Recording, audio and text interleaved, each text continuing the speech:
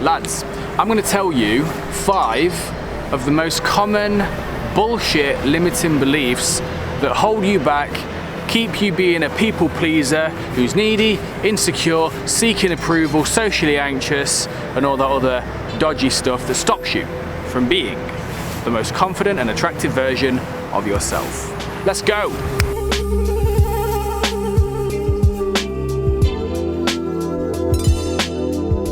When it comes to our thoughts, our emotions and our behaviours, and ultimately the results that we get in our life, beliefs sit at the foundation of our emotions and our behaviours ultimately decide the results we get in our lives. And here are 5 beliefs that I've encountered working with people-pleasy, socially anxious, nice guys, perhaps like yourself. The first belief is that being selfish is bad and wrong. And if I do something for myself, I'm selfish and therefore I am bad and wrong.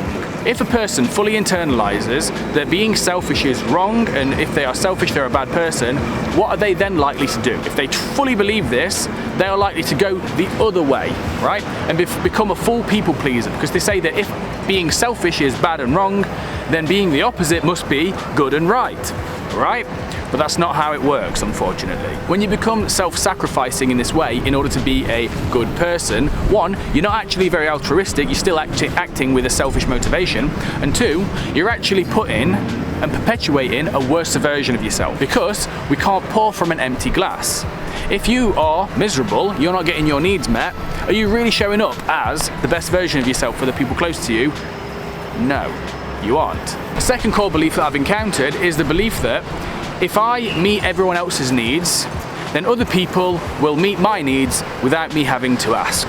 This almost never works, because what this actually means is you're operating under what they call a covert contract. A covert contract is a contract that you make with other people around you and life itself that you're not explicitly speaking. It ruins communication. It means that people around you aren't sure where you stand or what you want or what you're trying to do.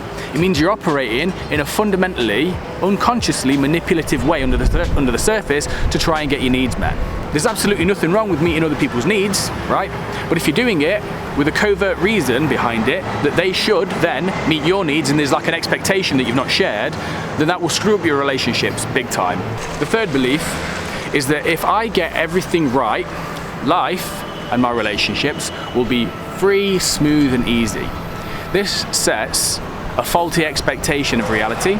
This sets a faulty expectation of life and other people. Life is fundamentally chaotic.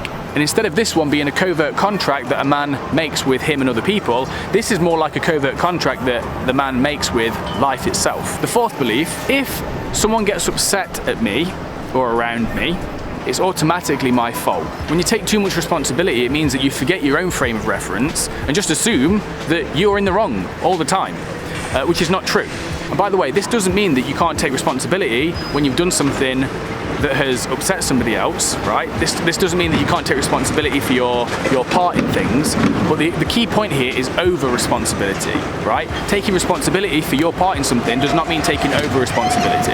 And the fifth belief is that if someone doesn't like me, it must mean that I am not insert enough. I'm not charismatic enough, I'm not interesting enough, I'm not smart enough, I'm not good looking enough, I'm not attractive enough, whatever the case is. You just assume that because someone doesn't like you, that must be some character flaw within you, instead of seeing things as they are, which is any two people coming together is like a chemistry. And the truth is that you are not for everybody.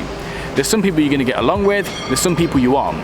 If you let go of the idea that you need to get on with absolutely everybody, this frees you up to be your most authentic self, right? Because you can fully be yourself, let the people that love you, that really vibe with you, come to you, and let the people that don't like you fuck off, basically. So those were 5 beliefs. I'm going to go get a espresso and have a little walk around, and I will see you in the next video, guys. All right, take care. Peace.